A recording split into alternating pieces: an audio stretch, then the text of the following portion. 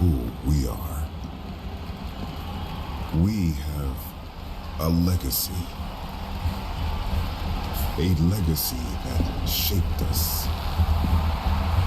A legacy that we've built.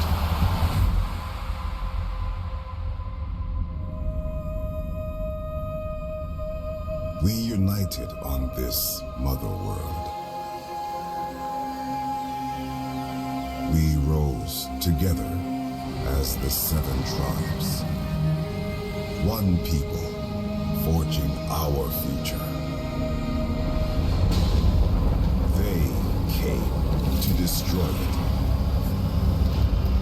They tried to break us, divide us, to scatter the tribes. But we fought back.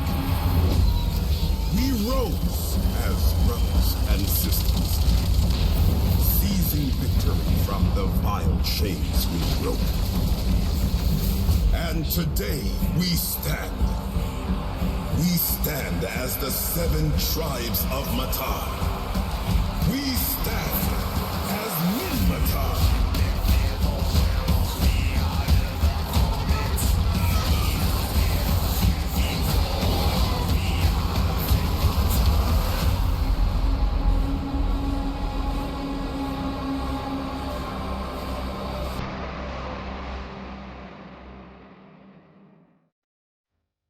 EveOnline's massive player-driven markets are the lifeblood of New Eden.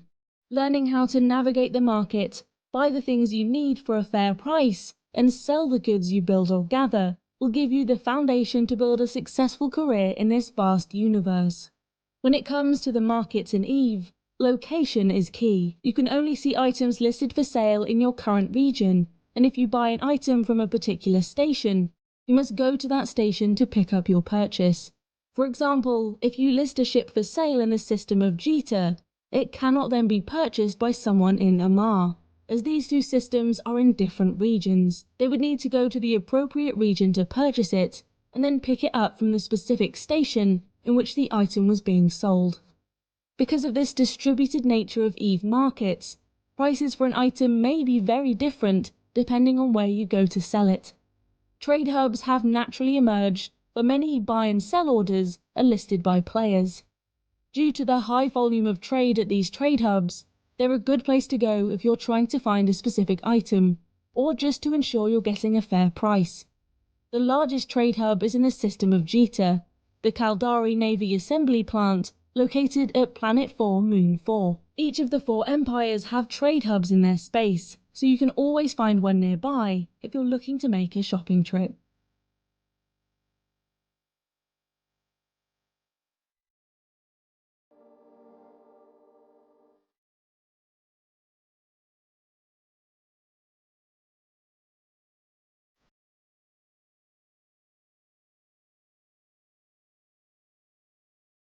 You can open the market by clicking on the regional market icon in the Neocon panel on the left-hand side of your screen. This will open the regional market window, where you can view all items that are currently for sale in the region of space you're in. By using the drop-down menus or the search bar on the left side of the market screen, you can find items listed on the market, which you can then view in the panel on the right. Whenever you buy or sell an item on the market, you're interacting with another player. Players create buy and sell orders for items which form the foundation for the living market. To see the list of buy and sell orders for an item, click the View Details button. This will pull up the details screen, where you can then see all the orders which are currently available for that item. Sell orders are items which people have listed for sale at a particular price, and buy orders indicate people looking to purchase an item at their asking price. If you want to sell an item in your inventory, you can right-click and choose View Market Details to see current orders for that item in your region. After viewing these orders, you can decide to sell it to one of the buy orders or list it as a sell order. Listing an item with a sell order can often make you a bit more profit.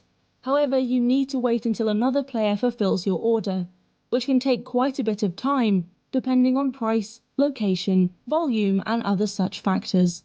If you'd like to improve your chances of your sell order being fulfilled, it's generally recommended to make your sell orders at a trade hub and with a competitive price. Once you've decided, just right-click the item in your inventory and choose Sell this item. If you're happy to sell to the highest available buy order, you need only leave the duration set to immediate on the sell window and click Sell. If you'd instead like to list the item as a sell order, change the duration from immediate up to 3 months and set the price you'd like to sell your item for. Take notes of the taxes required to create the listing and of the number of remaining orders you can create, which can be seen in the lower left-hand side of the window. If everything looks good, click Sell to create your listing. If you're looking to buy an item, you can buy it immediately from one of the sell orders. Just right-click the order, choose Buy This and hit Buy. However, if you don't need an item right away and would like to try and get a better deal, you can instead create a buy order. From the Market Details view, click Place Buy Order at the bottom of the window. This will bring up the purchase screen where you can set your price, how many of the item you're looking to buy, and how long you'd like your order to last, up to 3 months. You can even change the range to allow you to buy items further away, but be warned that you'll need to travel around to pick them up individually if they're sold to you from another station. There is often a gap in price between buy and sell orders, and the savvy trader can use this to turn a profit, simply by buying low and selling high, using the difference between buy and sell orders. Market trading in this way can be profitable, but watch your taxes and broker fees, as updating your orders too often can eat into your profit margins. Now that you understand how buy and sell orders work on the EVE market, you're ready to start making trades, capitalize on great deals, and start turning a meaningful profit. Whatever it is you do in EVE, understanding how to use the market to your advantage will serve you well.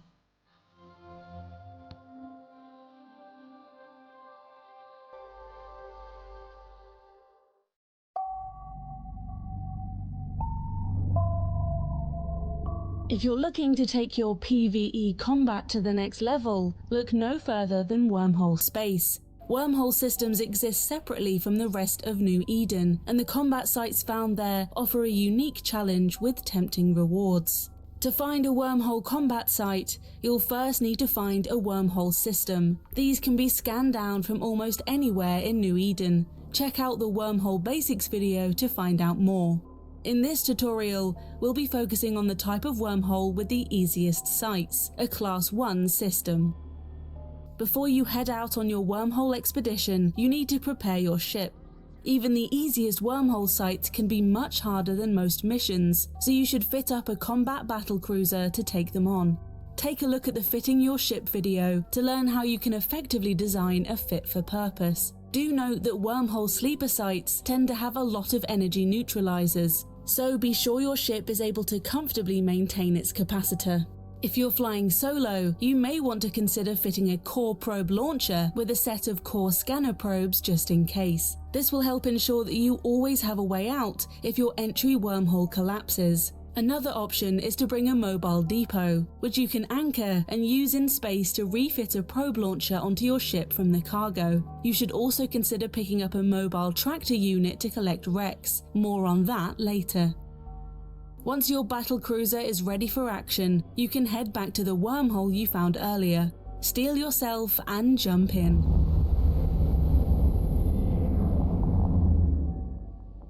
Now that you're in Wormhole Space, you should see a selection of green anomalies in your probe scanner. Many of these will be combat sites that you can warp to. Pick one and warp to it. Warp drive active.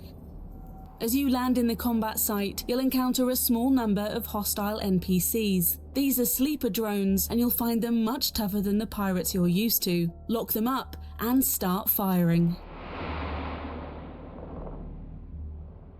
This is a good time to drop your mobile tractor unit and bookmark it. It will collect loot for you whilst you focus on surviving. Remember that PvP is allowed in Wormhole Space, so you should be on the lookout for hostile players too. Sleeper drones work on a trigger system for spawning the next wave of combat ships. Killing the last of the trigger ships will spawn more NPCs until you complete the site. You can find out which ships are the trigger through experience or by checking resources created by Capsuleers Online. Once you've cleared out the sleeper infestation, head to your mobile tractor unit and take a look at the unique loot inside. It will have collected valuable sleeper artifacts known to most capsuleers as blue loot. Collect your spoils and don't forget to scoop up your tractor unit. Congratulations on completing your first wormhole combat site. What you do now is up to you. Salvaging sleeper wrecks can be very profitable and will help you extract more value out of each site. You might also want to head back to your high-sec wormhole bookmark to secure your loot away from the clutches of hostile capsuleers. To profit from your blue loot, you need to sell it on the market. Fortunately, there are NPC buy orders available in systems across New Eden. To find one, look for the highest value buy order and head to that station to sell your loot. NPC buy orders will also be set for a flat amount, such as the Sleeper Data Library, which sells for 500,000 ISK each. Now that you're prepared to take on wormhole sites, you're ready to get into some of the most rewarding PvE content there is. Get out there and test yourself in the depths of Wormhole Space.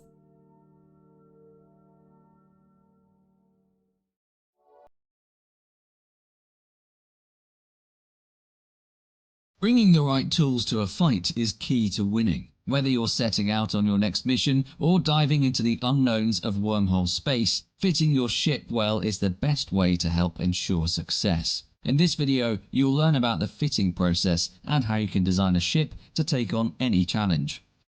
The first step to fitting for purpose is to pick the right ship for the task. When taking on missions, for example, you can start level 1 missions with just a Tech 1 frigate. As you progress to level 2 missions, you should look to upgrading to a destroyer. Level 3 missions usually require at least a Tech 1 cruiser, and level 4s are much more difficult, requiring the use of a battleship.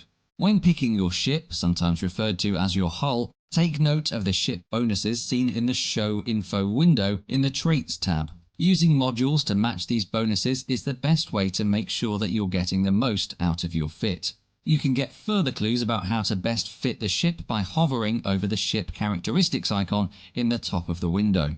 When you're ready to start fitting, it can be useful to begin with a simulated fit. To enter fitting simulation, first open the fitting window, then click on the Simulate button in the top right. This will show a holographic image of your ship and a list of modules on the left-hand side. Any changes you make now will not apply to your actual ship, allowing you to freely try out different options without having to buy all the modules first. You can even use the Hulls and Fits menu to create fits for ships you don't yet own. Save your fits for future use, or browse a selection of community-created fittings. With your ship hull selected, you can now start adding modules to see how it performs. You can browse modules on the left-hand panel and click Show Info to get an idea of what they all do. Each module you add will take up some of the ship's power grid and processing power. These are represented on the lower right. Modules exceeding your power grid or CPU will be offline and unable to be used. You can also see a breakdown of the ship's stats in the panel on the right. Theory crafting and fitting for PvE is a balancing act between 4 main pillars. As you improve one aspect of the fit, you will probably need to make sacrifices in other areas to make it work. The 4 pillars to balance any successful fit are the amount of damage per second or DPS that your ship can apply on target, your tank, meaning how much incoming damage your ship can survive, your mobility, how quickly you can move around in space, and finally, your capacitor, the energy your ship has to use the modules while in space. For the first pillar, we have your outgoing damage. There are many different weapon systems in EVE, each with their own strengths and weaknesses. Your choice of weapon type will be decided by the ship hull, but you can further specialize based on how you plan to fly your ship. Projectile weapons, for example, fit onto Minmatar ships and are split into close-range autocannons or long-range artillery. Weapons are always fitted into the high slots of your ship. We can also use the low slots to add damage modules to make our guns hit harder. For our autocannons here, we're fitting 2 Tech 2 gyro stabilizers and loading close-ranged fusion ammunition. This ammo primarily fires explosive, which is effective against Angel Cartel pirates, information which can be found in the Show Info panel when you click on any NPC pirate. For the second pillar, we want to focus on our defensive capability, our tank. When improving the shields or armor of any ship, you can choose between using active modules such as a shield booster or armor repairer, or buffer modules like the shield extender and armor plate. There is also a third kind of tank that boosts the passive regeneration of your shield to stay alive. For missions, you will likely want to use an active tank. This will allow you to repair your ship while in space and fighting instead of running away when your shield or armor are low. Your choice in shield or armor is also usually decided by the ship hull and how many types of each slot it has. Shield modules tend to use mid slots and armor modules fit into low slots. We'll use a shield booster here to repair our shields and a hardener module to improve our resists. If you know which type of damage you'll be taking, then you can fit specific resists here, but we're going to go with the multi-spectrum shield hardener, which boosts all resists simultaneously. It can also be useful to fit a damage control. This module improves your shield, armor, and hull resists and takes up a low slot, which we have plenty of. After fitting that damage control, we're now over on CPU. To fix that, we're going to fill our last low slot with a new type of module, a fitting module. In this case, we want a co-processor to improve the ship's CPU output. Now that we have tank and damage, we need to consider the third pillar, mobility. Our autocannons are short-ranged and will only apply half their damage at their 10km fall-off. To make sure we can destroy pirates effectively, we're going to fit a micro-warp drive. This module will let us move extremely quickly to new targets at the cost of high capacitor usage and an increased ship signature radius. The alternative option to a micro warp drive would be an afterburner, which is slower but uses less capacitor and does not increase your signature.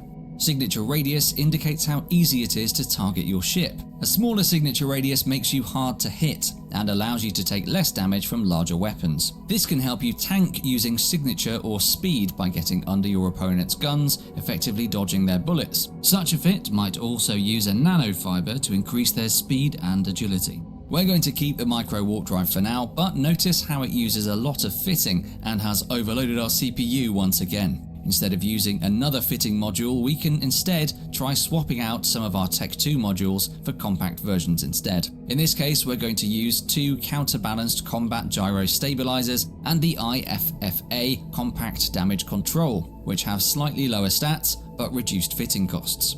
Finally, onto the last pillar. We need to fix our capacitor, the amount of energy our ship can use to activate modules. Right now it runs out in only 20 seconds due to our shield booster and micro warp drive. We can start to fix that by using our rig slots. Rigs can improve nearly any function of your ship, but they cannot be removed without breaking them. Fortunately, as this is a simulation, we can test them before fitting them for real. In this case, we are going to use 3 small capacitor control circuits to improve our capacitor recharge speed. Our capacitor is still a bit unstable, so we're going to exchange some of our defense or tank for capacitor by dropping the multi-spectrum shield hardener for a cap recharger, making us cap stable. Being fully cap stable isn't always necessary, but it's nice to have and prevents us from running into a situation where our shield booster stops working. There are plenty of other modules to improve your capacitor, such as cap batteries, cap flux coils, or power relays. Each does something unique, so be sure to read the module descriptions. You may have noticed that doing this freed up a lot of CPU, since the cap recharger has lower fitting requirements. We can now remove that co-processor that we added earlier, freeing up a low slot. This slot is an excellent place to put in an application module like the tracking enhancer. This will improve the tracking of our guns while also extending our range out to 12 kilometers. Good application of damage on target is vital in both PvE and PvP. Your ship might have really high damage, but if you can't hit small targets, you'll never destroy them. Our fit is now complete. We can now save it, drag the fit name into chat to share it, or even buy it all now with the buy all button. There are more efficiency improvements you can make to your fit, but figuring that out is the art of fitting itself. This may involve getting out there and seeing how different pirate factions behave and how you need to prepare yourself to deal with their damage types and electronic warfare. Being properly prepared for a fight is the key component for being successful as an enforcer in EveOnline.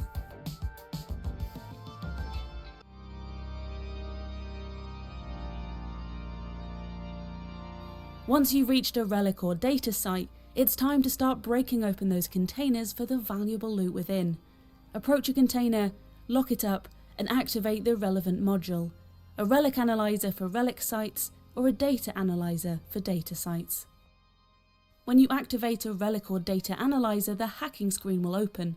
From here you need to successfully break the lock in order to open the vault and access the loot within. But note, failing twice will cause the container to explode, taking all of the valuables inside with it. Your goal is to locate and destroy the system core, which is hidden somewhere in the network. Clicking the explorable blue nodes will allow you to proceed to adjacent nodes. However, be warned. Defensive subsystems will be found scattered throughout the network, which will attempt to block your path. You will need to overcome or bypass these security systems in order to reach the core. You may also find utility subsystems, which you can use to get an advantage, as well as data caches, which may contain either helpful utilities or dangerous defences. In the lower left-hand corner of the window, you'll also see 2 bars for coherence and strength. Coherence can be thought of as your health, while strength represents the damage you do when attacking a node. As you attack defensive subsystems or the system core, you'll take damage to your coherence while damaging the coherence of the node you're attacking. If you reduce the coherence of a defensive subsystem to 0, it will disappear. However, if your own coherence falls to 0, you will fail the hack and be kicked from the network. There are 4 types of defensive subsystems you may encounter while hacking. Firewalls, which have high coherence but low strength. Antivirus, which have low coherence but high strength. Restoration nodes, which heal random defensive subsystems on the network each turn. And virus suppressors, which weaken your strength while active. You generally want to avoid attacking as much as possible until these have been removed from the network. It's generally a good idea to explore further before directly attacking a defensive subsystem, as you may uncover additional helpful utility subsystems, which you can use to overcome them, or even the exposed core if you're lucky. However, due to the disruptive effects of restoration and suppressor nodes, you will want to destroy these immediately. The difficulty of a hacking site is generally determined by the security status of the space you're in. More difficult hacking sites require better equipment, skills, and execution, but can be much more lucrative. In harder sites, defensive nodes will take and deal more coherence damage before being removed. The dangerous restoration and suppressor subsystems are also only found in more difficult sites, so you don't need to worry about them just yet if you're starting off exploring in high security space. As you explore a network, you may also discover helpful utility subsystems along the way.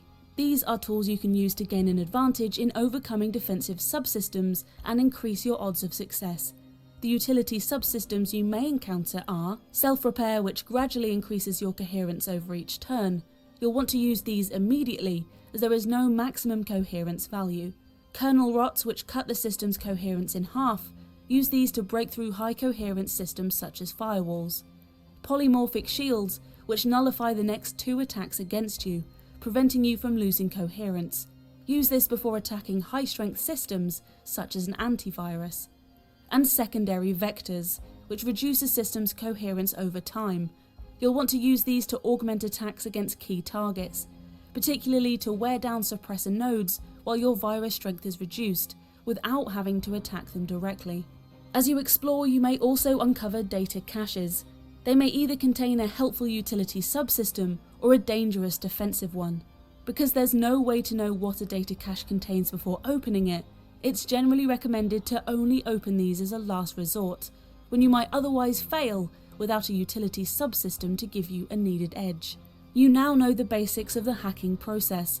Click through the network, revealing nodes as you go, and try to find and destroy the system core without letting the defensive subsystems destroy you first.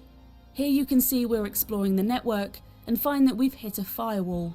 We continue exploring before attacking it, finding a repair which we can use immediately to gain extra coherence. Then, once other routes have turned up empty, we attack the firewall, overcoming it and revealing the system core behind it. We attack the system core and voila! We've beaten the hack and can now access the container for the valuable loot within. While exploring, you will notice a number appear briefly as you reveal a node. This number indicates the distance to the nearest system core, utility subsystem, or data cache. You can use these to guide you in a potentially useful direction as you explore the network. For example, we can see that this 5 indicates that the core won't be found within 5 nodes of this one. so we should probably continue exploring over to another area of the board. Here we can see that we have a 1, which indicates that there is something potentially interesting nearby. By exploring the surrounding nodes, we find the system core, which we can then successfully destroy and beat the hack. For an extra edge, there's a more advanced technique you can practice while hacking, which is referred to as the Rule of 6. The Rule of 6 simply states that if a node is surrounded by 6 connecting nodes, then it either contains no defensive subsystem or is adjacent to the system core. This means that if you aim for these central nodes, you're less likely to encounter defensive subsystems, and, if you do, you know that the core is nearby, so you don't waste too much time fighting with unnecessary defensive subsystems elsewhere. Trying to reveal these nodes first is a good tactic to improve your chances of a successful hack. The loot contained within relic and data containers can be sold on the market for profit, which you can then use to upgrade your ship and equipment. The loot from relic and data sites is always in demand from industrialists who are trying to use it. The loot from relic sites is salvage, used in the production of ship rigs, and the loot from data sites is generally used for the purposes of inventing T2 blueprints. Now that you understand the basics of hacking, go out there, break open some relic and data containers, and start filling your cargo with the sweet loot found within.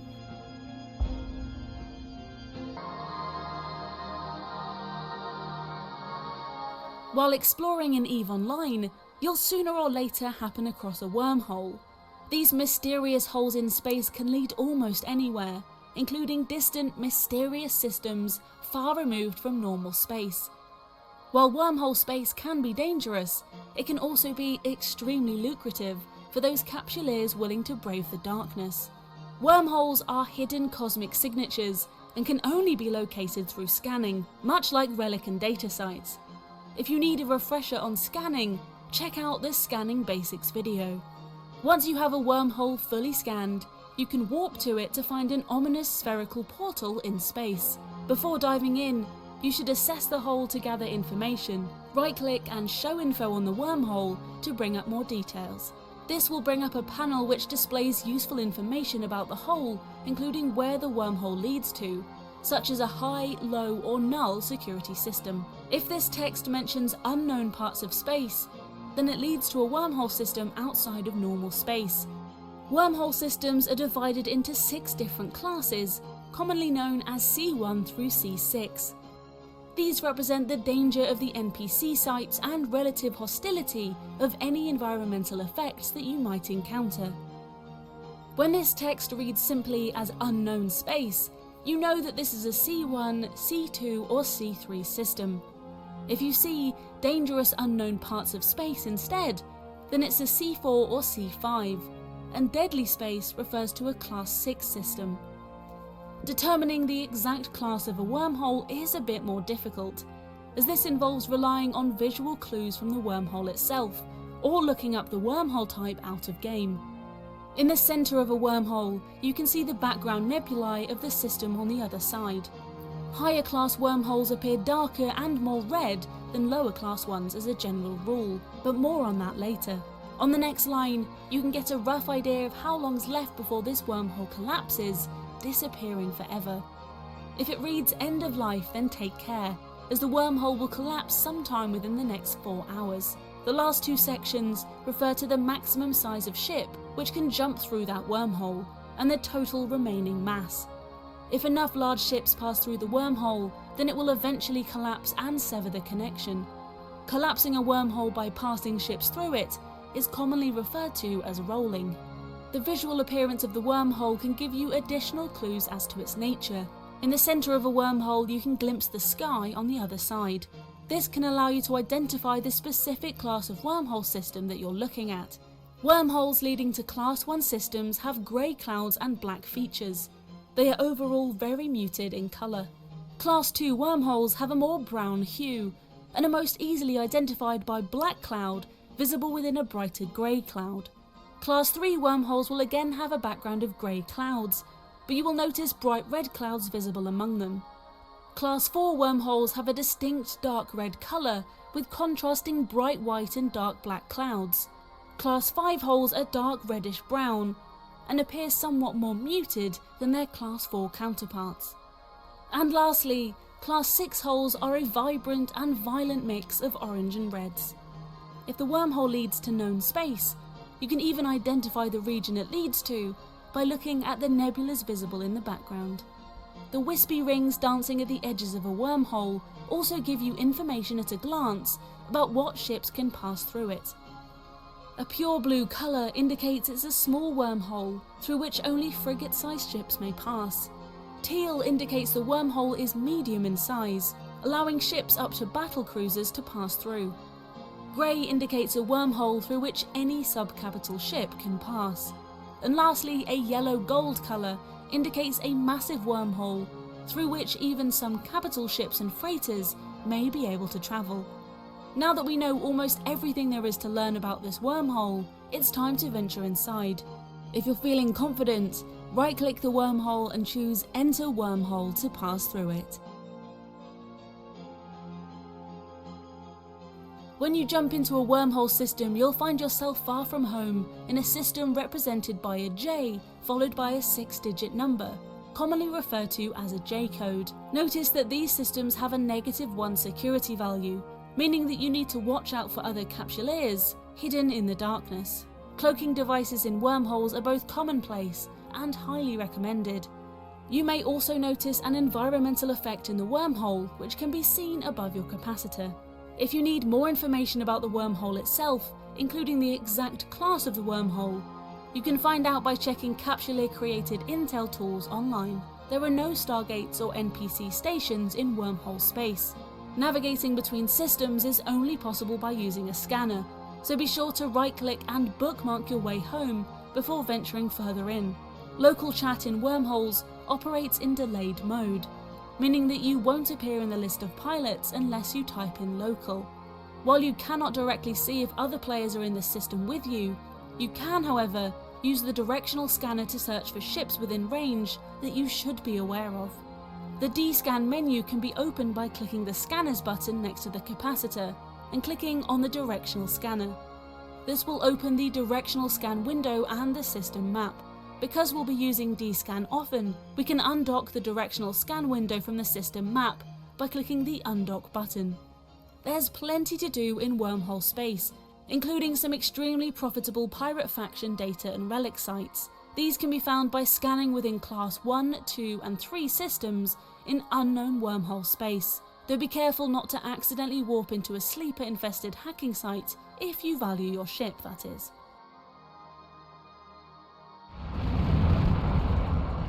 When you're ready to return from Wormhole Space, you can simply try to head straight back out the way you came. If you jump out within 5 minutes, however, your ship will become polarised to that wormhole connection for 5 minutes since your first jump, preventing you from jumping back again for a short time.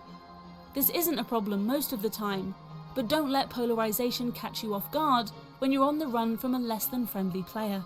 Wormholes by their nature are transient pathways, and whether a connection collapsed from the massive multiple ships passing through, or simply from its natural lifetime coming to an end, you might find that your way home is gone.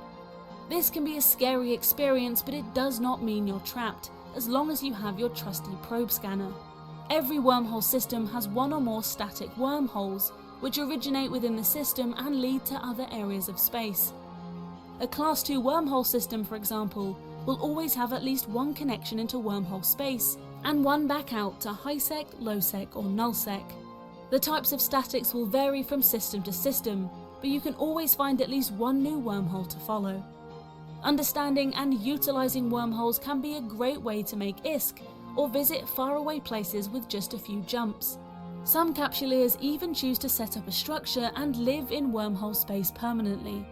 Whether you plan on staying a while or you're simply day tripping, knowing how to navigate wormholes safely is a valuable skill that will set you apart as a talented explorer in EveOnline.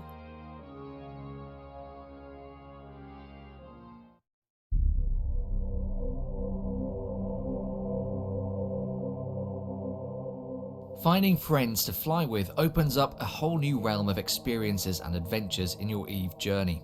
Players can form their own corporations and work together towards shared goals. These corporations can even band together into alliances, some of which are massive with tens of thousands of members.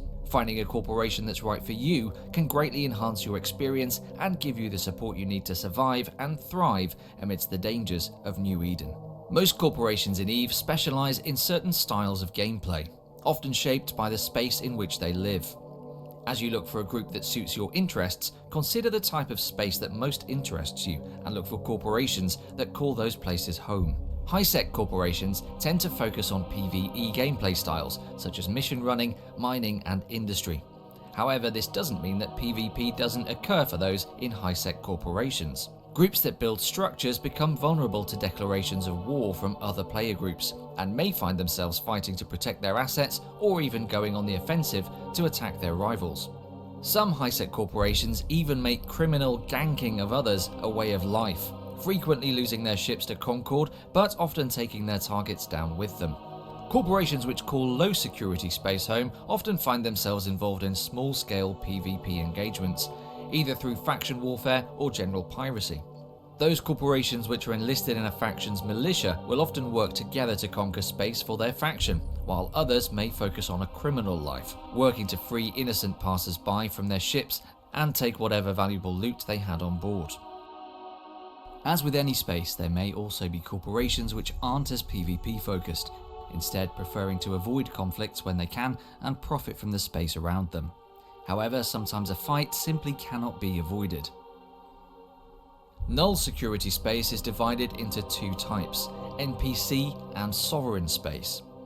NPC space is owned by NPC corporations and cannot be claimed by players. Corporations here tend to be smaller and often similar in lifestyle to low-security pirate groups. Sovereign nullsec, on the other hand, is home to massive player empires, which frequently come into conflict as they vie for dominance and control of star systems. Corporations and their alliances which make their home in Sov Null will often find themselves defending or attacking space in large fleets. If you're interested in participating in massive fleet fights, look for a well-established nullsec group to join. Many of these groups are happy to take on newer players. Even the smallest frigate can turn the tide of a major battle. And lastly, some groups choose to make their homes in Wormhole Space. Wormholes offer unique challenges as the routes to and from wormhole systems are regularly shifting and need to be scanned down. And local chat does not show potentially hostile players who may be lurking nearby. Because of this, ambush attacks from cloaked ships are common and pilots need to always be on guard. Structures anchored in Wormhole Space also drop all of their content upon destruction, so evictions are common as attackers invade wormholes seeking to steal the defenders' belongings.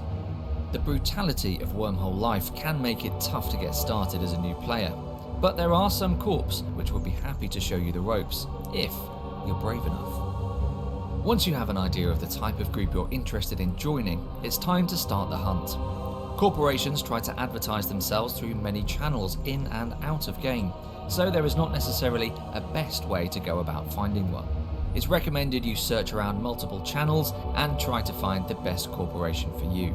In-game, corporations can list recruitment advertisements which you can search through. To view recruiting corporations in-game, click on the Neocom menu in the top left-hand corner of the screen, go to Social, and then click on Corporation.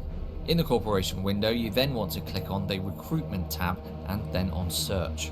Here you can find a list of recruiting corporations. Carefully tune the search results to fit what you're looking for. You can choose types of gameplay that interest you, the type of space you'd be interested in living in, your language, playtimes, and even how large you would like the corporation to be. You can then click through the various advertisements on the right-hand side of the window to reveal a bit more about them.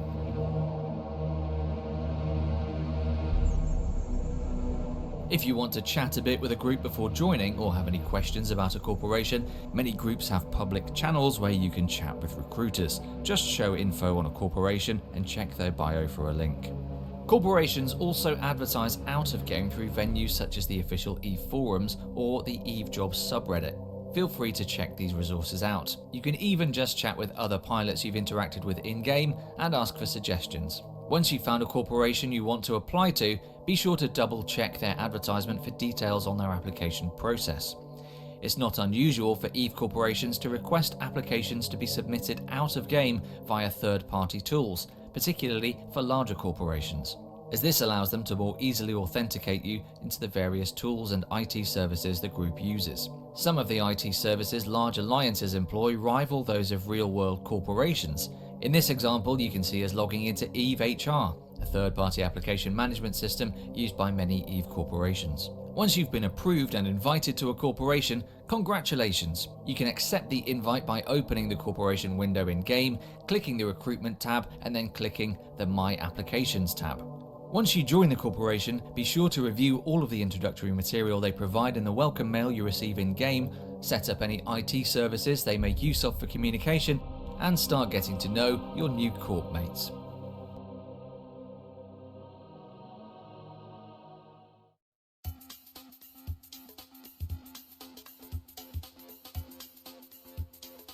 Crime is just a fact of life for the citizens of New Eden, and for some, a perfectly legitimate business strategy.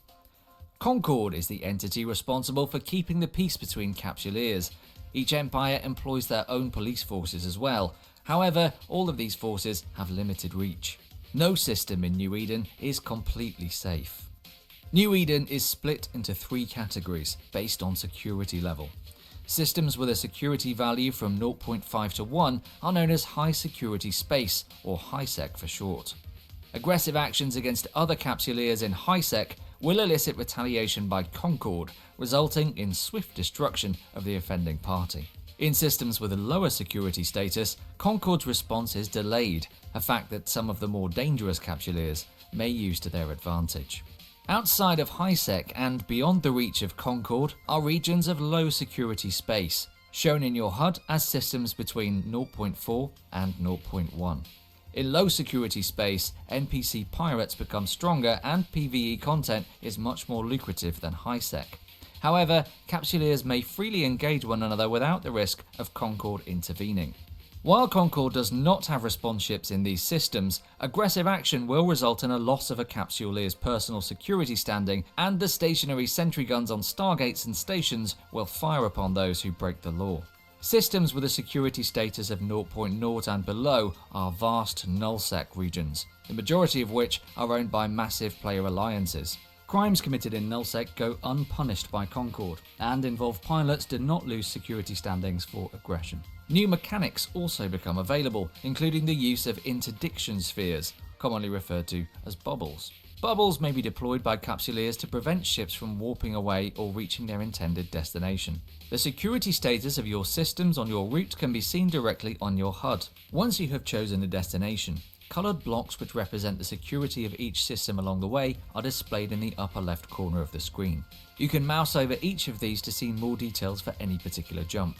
By clicking the A icon above your route, you are also able to set your path to prefer shorter, safer, or even less secure systems. Engaging in criminal activity in EVE will result in specific flags being applied to you. These flags are referred to as timers and determine who can legally shoot you when they're active. A suspect timer is triggered when engaging in most forms of criminal activity, such as shooting at another player in low-sec or stealing someone else's loot in high-sec. Suspects can be freely engaged by other capsuleers in any system, regardless of their security status, for as long as they're flagged as a suspect. Should you choose to shoot a suspect, Concord will not intervene and no security status will be lost. A criminal timer is reserved for more serious offences, such as shooting at a player in high-sec or destroying a capsule in low-sec. Having a criminal timer while present in high-sec will result in Concord quickly destroying the offender. A limited engagement timer is created when attacking a player flagged as a suspect or criminal. This timer will last for 5 minutes and allows for combat between yourself and one other pilot. You can have multiple limited engagement timers on at any one time. Engaging other capsuleers in any security level will also result in a 60-second combat timer, denoted by a red chain link icon. While this timer is active, you cannot dock or take gates. The Stargate denies you permission to jump at the moment. Keep this in mind if you think you may need to make a hasty retreat. Your ship's safety settings will prevent you from committing crimes by default. However, should you choose, you can lower your safety settings to allow you to take illegal actions, if you are willing to deal with the consequences. Click on the small icon to the upper left of your capacitor to find the options for full, partial, or disabled safety settings. With safety set to green, you cannot commit illegal actions, preventing you from accidentally flagging yourself as a suspect or criminal. Partial or yellow safety will allow you to partake in actions that would generate a suspect timer, such as stealing from someone's loot container in high sec or shooting at non-suspects in low sec. When safety is set to red, all safety controls are disabled, allowing you to shoot capsules in low sec or even other players in high sec. But note that Concord may quickly respond to free you from your ship. If you find yourself living a life of crime, you may find your personal security status dropping quickly. This value represents your relationship with the faction police of New Eden. Security status is gained by killing NPC pirates and lowered by committing offences in high sec and low sec. If this value drops below -2.0, then faction police will attack you in some high sec systems. At -5.0, you will be classified as an outlaw and may be attacked anywhere without any protection from Concord or low-sec gate guns. Should you ever wish to atone for your crimes, you can turn in security tags to the appropriate authority, but be warned, they come at a high cost. Understanding the laws of New Eden is a key foundation upon which any aspiring soldier of fortune may begin their career. From here, it's up to you. Whether you choose to make your way in low security space or avoid the law entirely by carving out a path in null security or wormhole space. Wherever your adventures take you, knowing the rules of engagement for the space you are in will serve you well.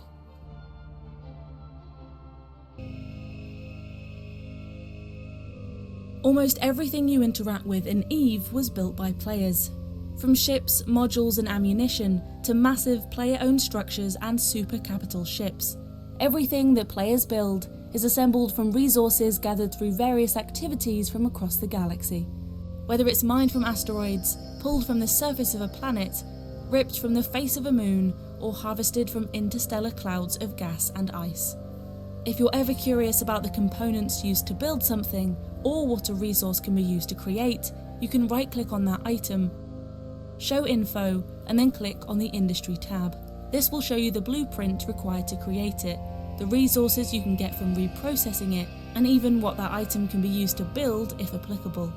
To see the full bill of materials used to create that item, click Show Info on the blueprint from this window and expand the Required Input Materials drop-down. You can use blueprints such as this to build items, which we'll cover in more detail in the basic industrial production video. Manufacturing resources fall into a few basic categories, which cover most of the items players build in-game.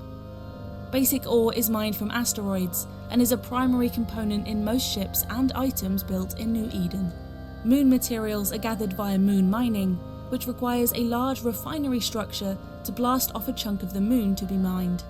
Gas can be harvested from gas clouds and is used in advanced ship production. Ice materials can be obtained from mining in ice belts and are used primarily to make fuel blocks, which power large structures.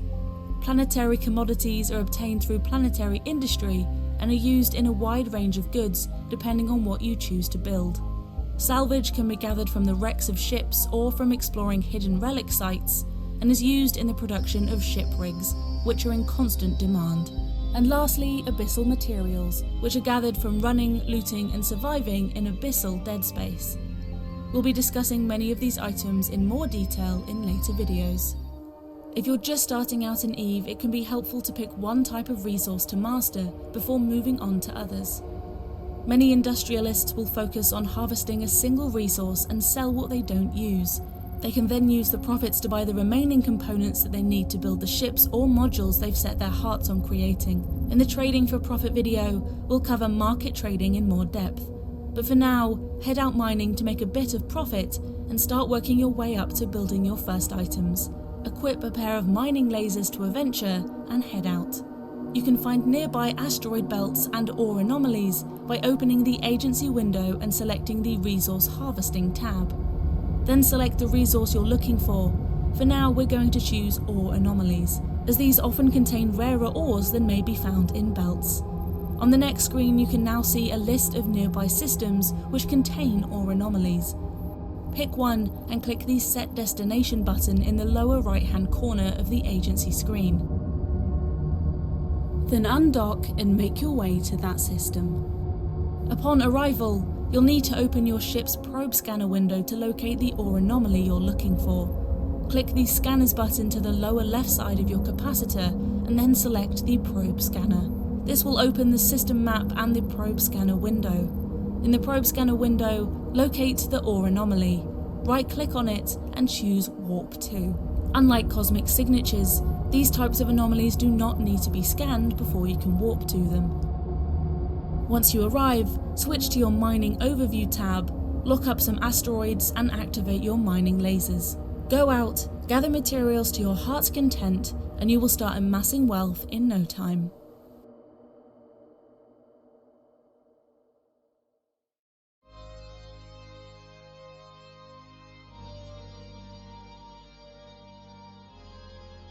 Exploration in EveOnline involves scanning down hidden locations to search for valuable loot hidden within them. These sites may be ancient ruins where you uncover relics of the past, or hidden data vaults which you can hack into to retrieve the valuable information within. To begin exploring, you will need a ship fit with the necessary equipment, a core scan probe launcher and 8 core scan probes. You will also need a relic analyzer, a data analyzer, or both, depending on the type of site you're looking for. For this video, we'll fit both types of analyzers. These modules can all be easily purchased via the in-game market. While a core probe launcher can be fit to any ship, it helps to use a ship designed for exploration. These ships will have a bonus to scan probe strength, to make scanning easier, as well as a bonus to relic and data analyzers. You can view the role bonuses of any ship by right-clicking on it and choosing Show Info. Each empire has its own entry-level frigate, designed for exploration. These are the Caldari Heron, Galente Imicus, Amar Magnate, and the aptly named Minmatar Probe. Pick your favourite, fit it up, then undock and begin exploring. Once you're out in space, it's time to start scanning. Open the probe scanner window by clicking the Scanners button on the left-hand side of your capacitor, and then clicking the probe scanner. This will open the probe scan window and the solar system map. In the probe scanner window, we're looking for cosmic signatures. These are hidden sites which can only be located by scanning them down. While exploring, you may find it helpful to use the filter in the probe scan window to hide anomalies, which can already be warped to and show as entries in green. If there's a cosmic signature in your system, it's time to start scanning it down. Click the probe launcher module to the right of your capacitor to launch your probes. You will see them appear on the solar system map. Each blue sphere represents the scan range of your individual probes. Now select the anomaly you would like to scan in the probe scan window and reposition your probes to be centered over it in the map. You can move the probes by clicking and dragging the arrows around the size of the center cube in the solar system map. Remember that space is 3-dimensional, and you'll need to reposition your camera to make sure your probes are properly centered. You can quickly flip between the top and side view by double-clicking on empty space in the map to make this easier. Once your probes are centered, resize them using the slider at the bottom of the probe scan window to fully cover the cosmic signature. When the anomaly is surrounded by your probes, click the Analyze button in the probe scan window to scan it. This will warp all of your probes into position, and they will begin to scan. Once complete, you'll notice that the anomaly shifts position and the signal will increase. This represents your progress in narrowing down the location of the cosmic signature. Now we repeat the process to continue scanning down the signature. Recenter your probes, checking the position both horizontally and vertically, then reduce the size by 1 step and analyze again. Keep doing this until the anomaly is scanned down. recenter, resize, analyze.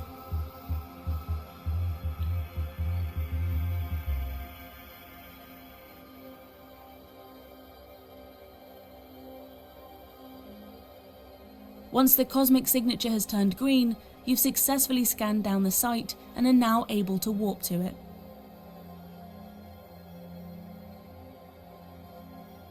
Now that you have found the site, it's time to start breaking open those containers with your relic or data analyzer for the valuable loot within. We'll cover this process in more detail in the Hacking for Profit video.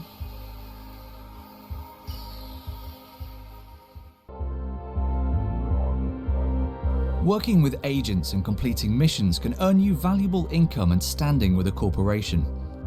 As you earn standing, you will unlock more difficult missions and earn pay to upgrade your ship and take those challenges on. Missions are available via NPC corporation agents. You can locate an agent to work with by opening the agency window, clicking the Agents and Missions tab, and selecting Mission Agents. Missions are available in 3 basic types: security, which focuses primarily on combat, distribution, which primarily focuses on the transport of goods, and mining, which focuses on resource acquisition by mining asteroids. Feel free to choose any type that interests you. For this video, we'll be selecting security agents. The next screen will show all agents which are currently available to you. More advanced and lucrative agents can be unlocked as you gain standing with a corporation. Note that for each agent you can see their system and its security status, their corporation, and their level. Higher level agents pay more generously, but the missions they offer are more challenging and require progressively larger and tougher ships to complete. Agents in lower security areas are also more lucrative than agents of the same level in higher security space, but you will be at increased risk of being attacked by other players. Select an agent that interests you and click Set Destination. Then undock and make your way to meet your new agent.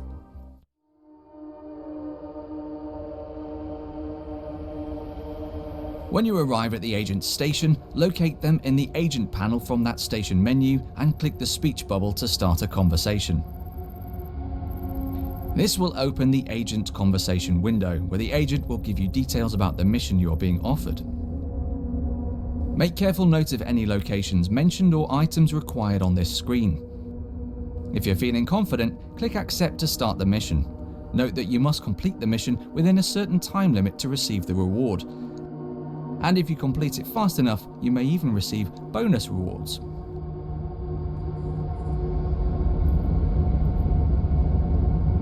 Use the Agent Missions Details screen to get your locations and make sure you've completed all of your objectives. If your mission could involve combat, be sure to go prepared to fight. Once you've completed your mission, speak with your agent again to let them know and collect your rewards.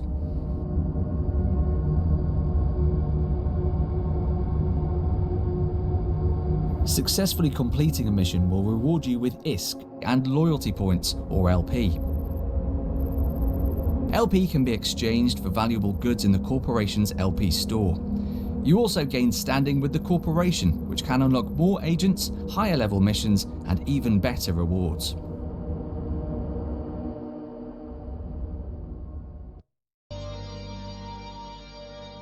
Epic arcs are chains of missions through which you follow a unique storyline.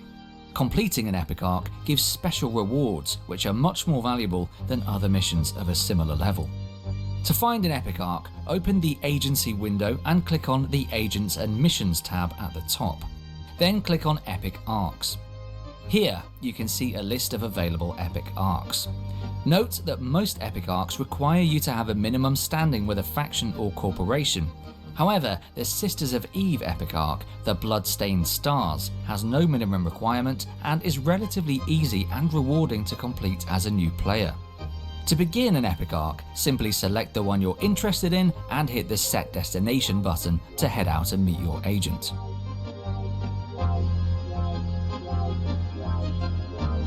Once you arrive at your agent's station, open the Epic Arc screen in the agency window and click Start Conversation to receive your first mission.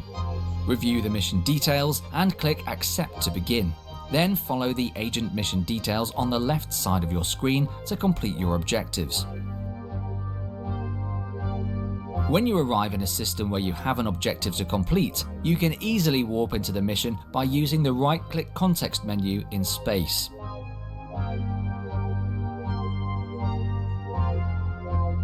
As you complete each mission, the next mission in the Arc will be offered. You can track your progress via the Epic Arc window in the agency.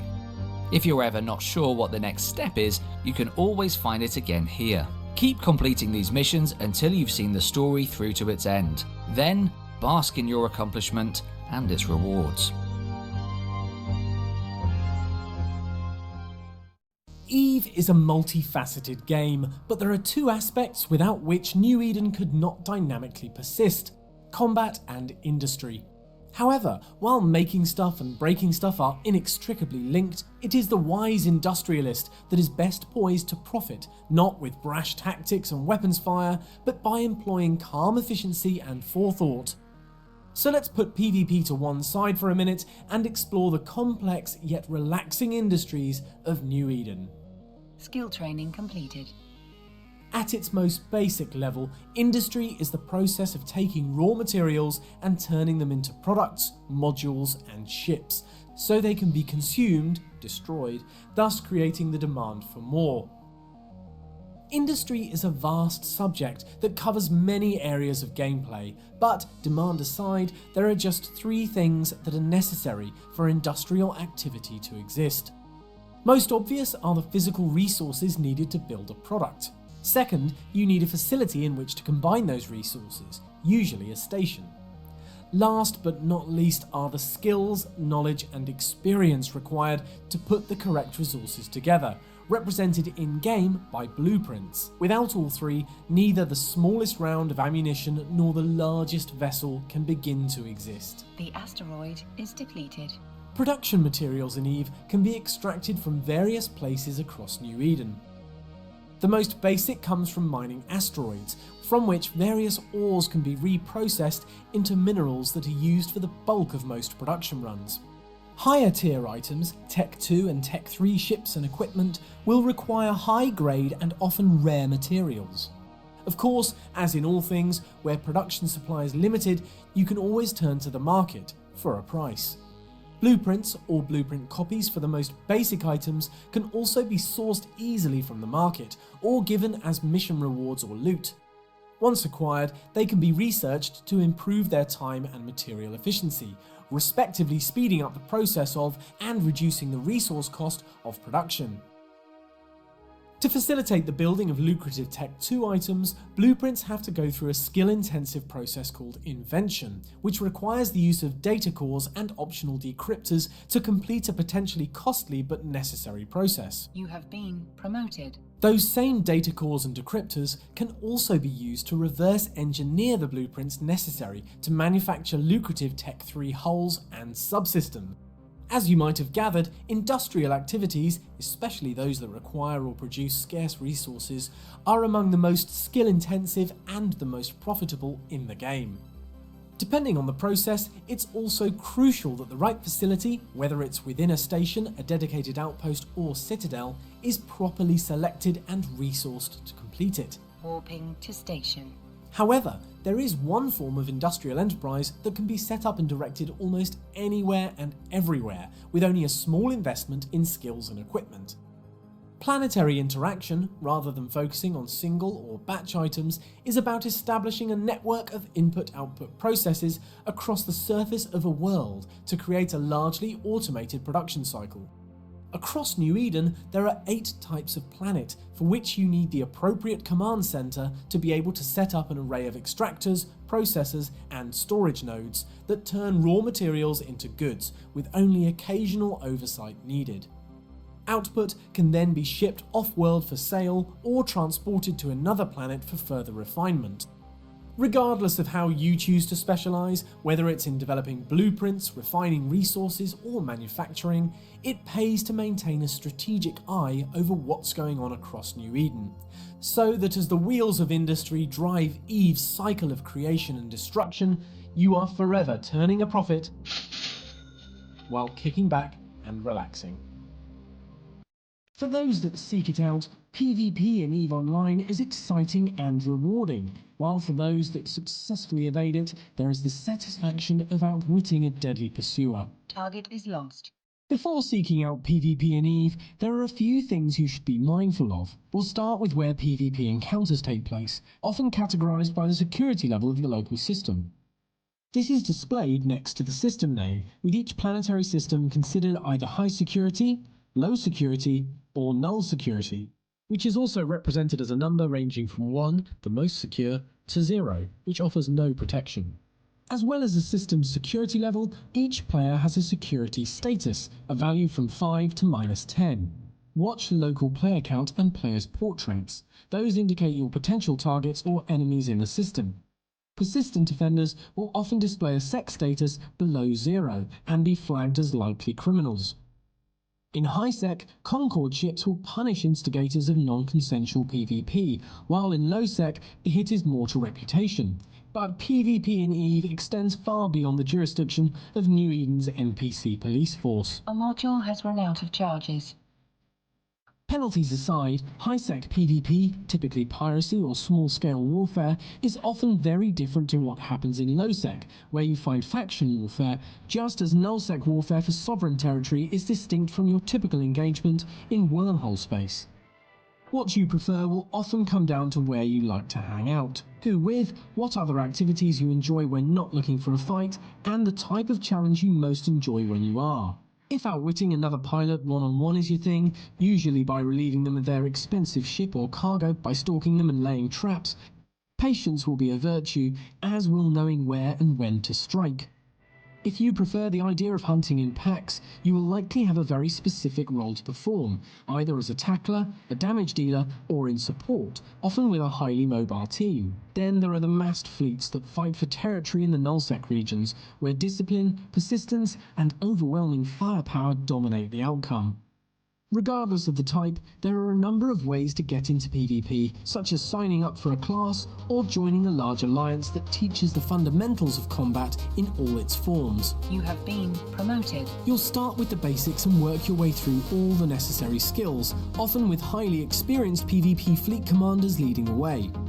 If you prefer to just dive in, look for open or public fleets. Or if you want to flavour your PvP with Eve's backstory or events, join a militia to engage in low-sec faction warfare. If you're already in a corp with trusted allies, why not join in the next combat patrol? Challenge someone to a friendly duel, perhaps in cheaply fitted out frigates. Or if you're a solo player, fit the best ship you can to spot and track your prey before thinking about taking it down. If you're just getting used to the ways of New Eden, the advice is the same for PvP as it is for most aspects of Eve. Don't fly what you cannot afford to lose. There are a number of principles you have to abide by as a PvP pilot, first among them being that you want to emerge victorious. A good fight is secondary to winning it, so fit to kill.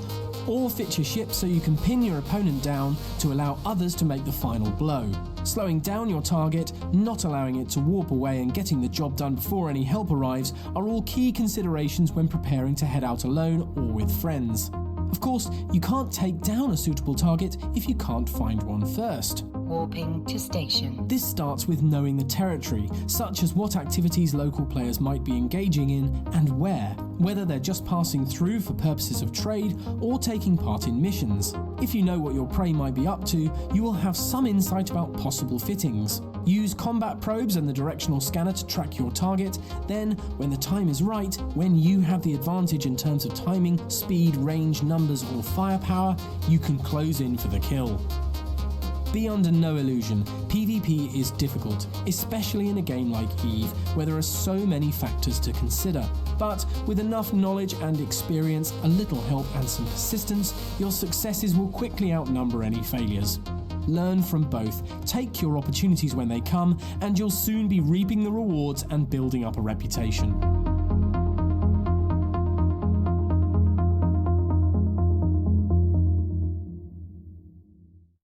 The lawless expanse that circles high-security space is famed for its vast riches and epic battles, but EVE's jealously guarded nullsec regions have never been more accessible than they are today. Away from the relative safety of Concord-protected Empire space, the rules that govern 0-0 are as changeable as the alliances that claim them. You could be trapped and hunted just for entering the wrong system at the wrong time, or just as easily left to your own devices. But whatever your fate, don't expect justice to come to your aid if things turn ugly. Initiating capsule ejection. One of the biggest obstacles to enjoying nullsec has been to enter it, with the low-sec or entry systems often more fraught than nullsec itself. Thankfully, since the recent introduction of needlejack filaments, the sentries that often guard the routes into Alliance-held space are no longer a barrier to be feared. Whether looted from exploration systems, manufactured or bought from the market, needlejack filaments are activated simply by right-clicking on them via your ship cargo. Depending on the type, there are 6, you and up to 24 of your wingmates will then be transported to a semi-randomly selected system. Thus, having avoided any unnecessary border entanglements, you can roam at will behind enemy lines, causing as much mayhem as might attract an appropriate response from the established residents of the area. The idea of filaments is simply to have fun, with less of the bother of having to find it. That's not to say there aren't consequences to using them. Assuming you survive the attentions of eager patrols, you're going to have to make your own way back to safety, either by navigating the vagaries of Wormhole Space or by finding a way past those gate camps you so neatly avoided on the way in. Warp drive active. In short, needlejack filaments are a one-way deal. However you intend to get there, and how deep you plan to go into 0-0 space, the trick is to be prepared. Pick the right ship and right modules only for what you hope to achieve, and as ever, don't fly what you can ill afford to lose. If you can make use of any friendly mobile depots, at least you'll be able to update your ship fit to a travel one for your escape from 0-0 space. As with any journey, check your route by using the map to see where the danger zones are, and use your wits, guile, and onboard scanner to avoid becoming trapped by gate camps, interdiction bubbles, or hunted down by roaming gangs. For most people, surviving and thriving in 0-0 isn't just about being in the right ship at the right time. It's about having the right people at your back, either there with you or in your contacts list. Even then, you might not survive your first visit, but if you know what to expect, you'll soon be able to hold your own and become a force to be reckoned with, perhaps one day by jealously guarding your own corner of New Eden against curious newcomers. Even if you prefer the relative peace of HighSec, whether it's to explore new systems, find lucrative resource sites, take on pirate arc missions, or to test yourself against other players, there will come a time when you won't be able to resist the allure of EVE's wild frontier. When that time comes, pick some friends, head into the dark unknown, and just see where EVE's adventure takes you. The ways to make money in EveOnline are almost as varied as they are on good old Earth. In this guide, we're going to be taking a look at some of the more established methods, such as trading, mining, and completing missions, as well as one or two less obvious examples. We want to inspire you to find new ways to amass wealth, because in EVE's ever-evolving world, opportunities are everywhere. Since demands, tastes, and perceptions are ever shifting, if there's ever an obvious way to make ISK quickly, it doesn't stay that way for long. As such, rather than group money-making activities in terms of how lucrative they are, we've kind of put them in no order at all. Approaching station. Ratting, killing pirates that is one of the most popular ways to make ISK, especially for combat pilots. It can be done at all levels, either alone or in groups, and in pretty much any combat-ready ship and any system. Essentially, it's about going to where hostile NPCs hang out and blowing them up. Just head out to a local asteroid field and see how you get on, then move on to more dangerous systems with a better ship when you're feeling confident. The trick is to know the NPC you're up against in any particular system to ensure you use the right combination of weapons, ammo, shields, and armor. For example, against Sancha's nation ships, you should aim to deal EM damage while protecting yourself against EM and thermal attack. If you've completed your career missions, you will have already gotten involved in mission running, aka missioning. It's the act of completing missions for NPC agents, always for cash, but also loyalty points, which is a currency specific to each NPC corporation that can be exchanged for special items. To find an agent, just open the agency panel with Alt-M and select one that suits your playstyle and is easily accessible. High-level agents, the ones that pay out the best rewards, will require you to have a good standing with their organization before they hire you, so you may have to work your way up the ladder to get at the good stuff. Trading in EVE is, as you might expect, one of the most fundamental paths to fortune in the game, but also one of the most scalable, demanding, and diverse. You could, for instance, ferry items between stations for profit, or you could take things to the ultimate level by studying prices, having an instinct for local supply and demand, and using a network of haulage pilots, which is a way to make money in itself, to move items on your behalf. Thankfully, the barriers to trade are low. You just need to be able to spot a bargain and transport it where the returns are worthwhile, such as moving ship modules from popular mission hubs to the known centres of trade, such as Jita and Rennes. Mining is the blue-collar work that underpins the whole EVE economy, and the process of extracting minerals is simple. Just lock your mining beams on a rock and extract away, ideally with a friend nearby to transport the ore for processing. What's appealing about mining is that it's probably the easiest career to get into, and the returns are often reliably worthwhile, even for basic ores like Veldspar. There are few better ways to pass an evening than to deploy a dedicated mining barge in a rich asteroid belt with some basic rats and a good book for company. With friends alongside you, it gets even better and safer. Docking request accepted. Piracy is the PvP equivalent of ratting, but it doesn't just involve seeking out player ships and destroying them for their rare modules and valuable cargo. Intimidation is also a valid tactic, as many a victim will happily pay a fee to be allowed to not see their precious ship explode. Finding and halting players is much more difficult than with AI pilots, and the returns are by no means assured. But the challenge in outmaneuvering, nullifying, or simply destroying your quarry is hard to beat. Some basic low-level items aside, almost everything in EVE is player-made, which means there is a lot of money to be amassed from manufacturing. If you can source the raw materials cheaply, which may require you to get them yourself, and you have a buyer or market to sell to, all you need is a plan, literally a blueprint from the market or from a mission reward, and the means of production, which can be secured from many station services. Manufacturing itself is a largely passive process, but dovetails nicely with trading and can be a useful and immensely profitable career for those in the right place at the right time.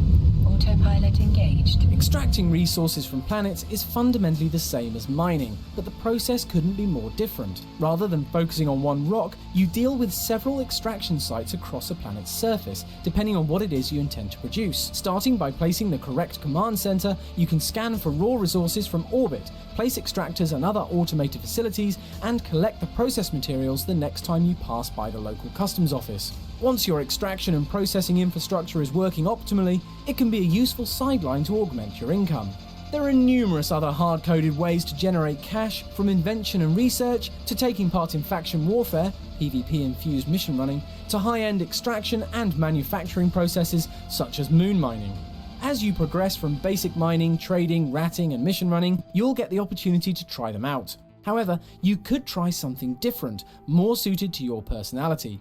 For example, some creative types design logos and profile art, while others have found a niche as paid news reporters. In-game, many players sell exploration and intelligence data to the highest bidder, but on the other hand, even begging can be lucrative. In short, if there's a perceived need for something, however intangible, you can try to capitalize on it. Among all we've highlighted, there are routes to riches more suited to the new player than the old, others that favour the solo operator to the more organised group, and certainly ones that require more in-the-moment activity than mere semi-conscious oversight. Success, however, isn't just about picking the most lucrative option, but finding the best way to make ISK that works for you and your circumstances, and that you can take the most satisfaction from.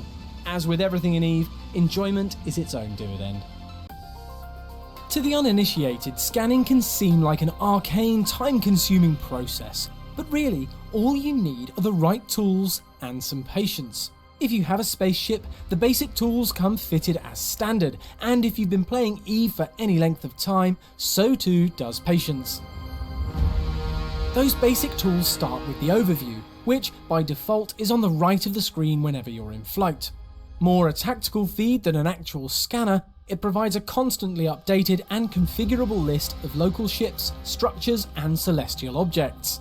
For some, like player-piloted ships, the overview has limited range, but it's something to keep an eye on whenever you're in space. To find ships beyond the range of the overview, up to 14 AU away, and specifically to scout out threats that might be lurking at your next waypoint, you need to familiarise yourself with the directional scanner. The D-scanner, as it's commonly known, can only pick up contacts in a sphere or cone that radiates from the direction in which your view is pointing when you hit the scan button.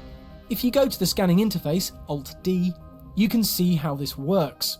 By adjusting the scan range and width on the left panel, you can affect the resolution and the accuracy of the data that comes back. Used properly, the D-scanner is an invaluable scouting tool, but if you want to pinpoint ships and highlight deeper space signatures, you need to turn to your sensor overlay, which is attuned to displaying mysterious pockets of space that invariably require further investigation in order to access. These show up as coloured brackets in the main view, and as ticks that shift their orbit around your command control circle, depending on where the camera is aiming.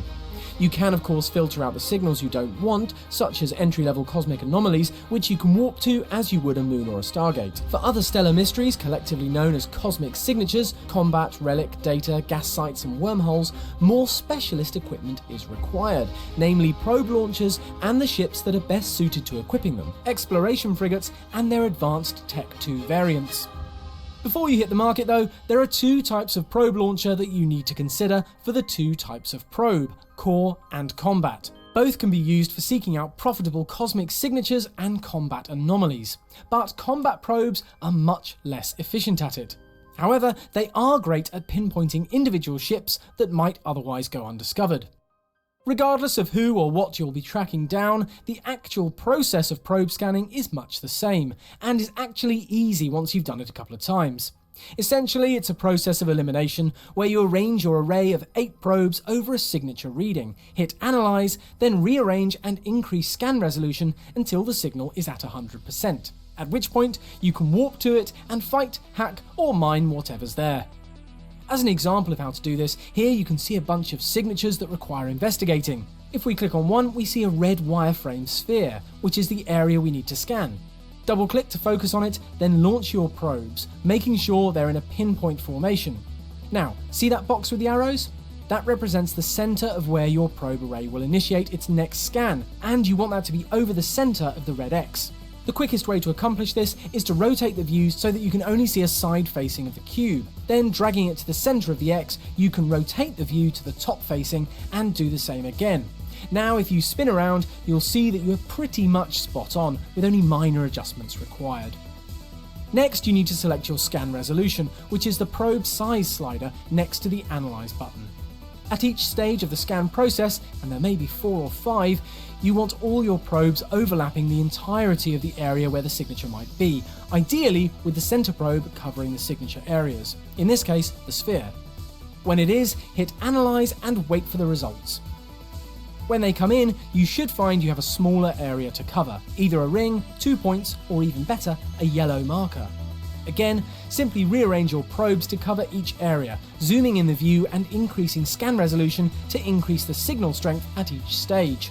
If you're fully zoomed in and perfectly aligned with probe size set to 0.25 AU and you're still not at 100% signal strength, hold down Shift to rearrange your individual probes in a tighter formation and try again. Once you have a signal pinpointed, what you do with it is up to you. If it's a gas site, you'll want to warp to it and mine it. If it's a data or relic site, you'll have to hack it with the required module to claim its treasures. And of course, if it's a combat site or a sneaky enemy vessel up to no good, you may want to get a more capable ship or call some friends over. And if it's a wormhole, well, who knows where it'll lead. If you've been playing EveOnline for long enough, you'll know the greatest opportunities rarely make themselves obvious. Good luck finding them though, and don't forget to recover your probes before heading off into the partially unknown. Space littering is bad, okay? Welcome to EveOnline. If you've come to this video having stumbled a little trying to get into the game, don't worry.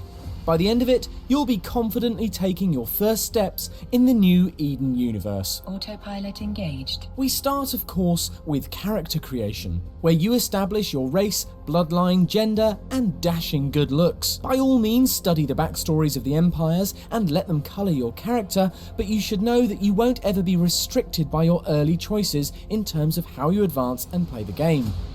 Once you've found your feet, you can be flying the ships of other races, fulfilling any role and travelling to any destination. Skill points and attributes can later be redistributed, and even your physical appearance can be altered. This is the far, far future after all. Docking permission requested. Aside from a head start towards certain equipment and abilities, your early choices are only important in that they dictate the system in which you start the game, ready to begin the tutorial and the seemingly daunting process of getting to grips with the universe.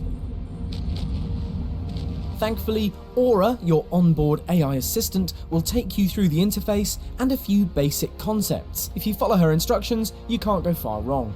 For instance, you'll quickly understand that you control your ship rather like a commander from on high, rather than as a pilot at the helm. You select targets and waypoints by clicking icons and menu selections. And using your ship's equipment and abilities requires an appreciation of positioning and power management, rather than aiming and accuracy. Other important concepts to grasp are progression and how EVE players deal with item loss. Experience is earned in real time, whether you're logged into the game or not, and is continually invested in specific skills. Death is also something you have to come to terms with, specifically both how and when it can occur. Death is by no means a constant threat, nor is it permanent, but the loss of a ship and its equipment can be. And it's these dangers and consequences that make EVE such a uniquely thrilling game. Waypoint reached. Being a space game set in a vast universe occupied by thousands of players, many of your gameplay options will be familiar. You can mine ores, trade goods, take on missions for faction loyalty and space credits, explore the universe, and of course, fight with or against other players. These basic activities, however, only occupy the lowest branches of EVE's career tree, and you'll soon appreciate, especially if you sign up with career agents after the initial tutorial, just how extensive your options are when it comes to finding your place in the EVE universe. Later on, if you ever feel lost as to what to do, the agency, via the top icon of your Neocom, is a veritable treasure trove of missions, events, and activities local to your current position. Autopilot disabled. Ultimately, whether you have found out what it is you want to focus on in EVE or not, you'll soon realise that you should perhaps be doing it with other players. EveOnline is a multiplayer game, and New Eden is a massive universe, and if you want to survive, and hopefully thrive, it's much easier and more rewarding with friends at your back. Maybe not right away, but soon it'll be time to seek some out. Good luck.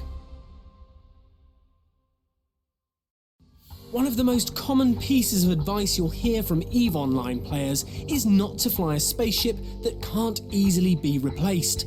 This might seem obvious given that every ship in the game that shares a name is identical, but what you might not appreciate yet is that what makes it effective and often expensive is entirely down to what you equip it with. Knowledge of EVE's ship fitting tool is integral to understanding this, because it doesn't just let you drag and drop equipment onto your ship, it's actually a powerful reference and simulation tool that helps you to appreciate just how unique each ship can be, regardless of whether you can afford to fly it or not. With dozens of evolving roles, hundreds of ships, many thousands of modules, and countless tactical scenarios to consider, it's tempting to want to pursue the career of a station-bound Alliance overlord. Approach, lock, orbit, destroy. However, you only need to be effective in one or two value-packed ships to make it as a pilot, and the cheaper and more effective you are, the more impressive your exploits will become. Let's look at fitting out a basic tackler, a ship to help pin down an enemy vessel so that heavy-hitting allies can take it apart. We'll get to the center circle shortly. First, let's look at the side panels. On the right are your attributes, a summary of your ship's capabilities that is updated as you equip it. It's especially useful as you can drill down into each category to get a detailed overview of your ship as it evolves. If you hit the simulation mode button, you can play with your currently selected ship without affecting the current setup, and you can even save your simulated fitting if you want to try it out for real later. There's even a convenient, though potentially expensive, buy this package now option at the bottom right of the panel. Which brings us to the left-hand side, which, if you were paying attention in the previous video, is practically identical to the market browser, in that you can search for ships and modules and have fun slotting them together, regardless, courtesy of simulation mode, of whether you have the cash or skills to use them. Just use the filters to limit what's displayed by ship, skills, slots, which we'll get to in just a moment, or even browse any fittings endorsed by your corporation. You can even import and export ship fittings from popular EVE community sites, forums, and even chat messages. Before you start dragging equipment over from your hangar or buying expensive modules off the market, know that there are limits on what you can attach to your vessel based on classification and size, and the number and type of slots it has. Then there's something called stacking, which penalises pilots who choose to put as many of a certain module on their vessel as possible, despite the rapidly diminishing, but often worthwhile, returns for doing so. CPU and power grid are your next considerations. Like the peripherals plugged into a PC, some modules draw on power and some on its processor, often to wild and varying degrees. The art of ship fitting therefore comes down to maximising both, while investing skill points and space bucks in more effective and efficient modules for better ships, such as for so-called faction or Tech 2 variants. Back to the fitting ring, where you'll notice there are 4 types of module slots surrounding your ship. High slots are where you drag and drop your weapons, but also allow for various passive-aggressive modules such as combat logistics units. Mid or medium slots tend to be for shields, propulsion, electronic warfare and capacitor, while low slots are more structural and where armor mods and damage modifiers are fitted. You'll know where a module should go because when you select it, one of the slot banks will highlight. However, if you don't have the CPU or power grid to activate it, you will be duly notified. Finally, we have rig slots, which, unlike regular modules, cannot be removed once installed. However, for a replaceable tackler, such as we just created, rigs are unnecessary. Once we've fitted our modules, we need to load up more consumables. Ammunition for turrets, missiles, probes and the like, which are dragged and dropped onto the module itself. If you need to reload or change different types of ammo while on patrol, dump it in your cargo hold. Drones, if your ship has one, go in the drone bay. It's useful to think of EVE's ship fitting screen as a puzzle game, and like all good puzzles, there are many solutions to discover. There are standard fittings that your corp buddies will suggest you start with, and you'll be told not to mix weapon types or tanks, but it pays to find things out for yourself. It all comes down to what you want to achieve, what resources you have to call upon, and who you expect to fly with or against, by which time you'll have a pretty good idea of what you can and can't afford to lose. Because know this, you will lose it sooner or later. It's all part of the fun of EVE Online.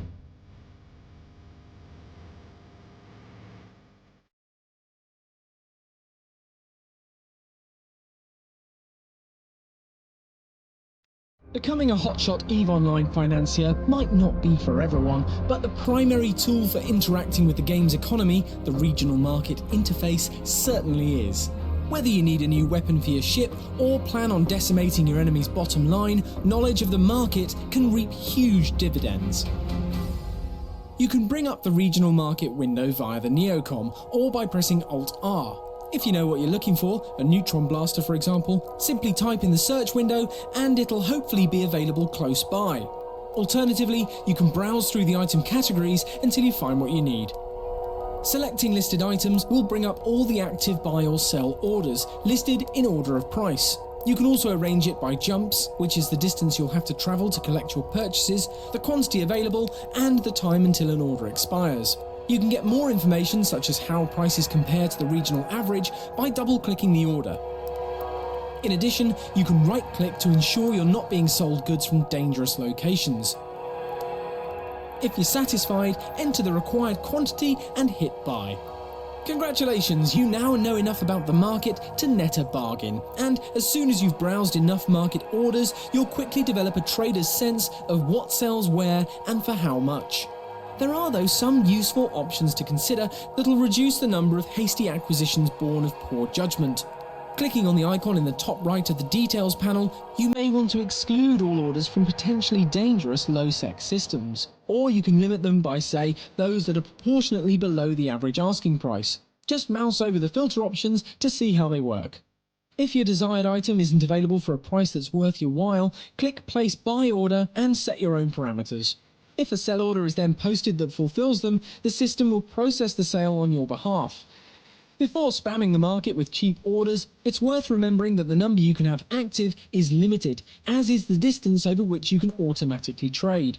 Luckily, there are skill books to increase the range, volume, and frequency at which you can buy and sell, and others to reduce the fees and taxes the New Eden market skims for every transaction. As we have an extra trade skill book in our item hanger, let's put it up for sale. Unfortunately, we're in a solar system close to career agents. There's no shortage of them on the market. Since it didn't cost us anything, however, we can afford to undercut everyone, even the NPC vendors. All we have to do is right-click on the item in our inventory and select Sell this item. Once you enter a price, the system will tell you how it compares to the regional average and the length of time the item will stay on sale. Hit sell and wait for the money to roll in. That's pretty much the basics covered. Taking things a stage further and becoming a dedicated trader will require you to level up your trade skills, practice safe navigation, find established markets, and to keep one eye on the news and the other on the competition. For now though, there's nothing stopping you getting what you want from anywhere across New Eden. Assuming the price is right, of course.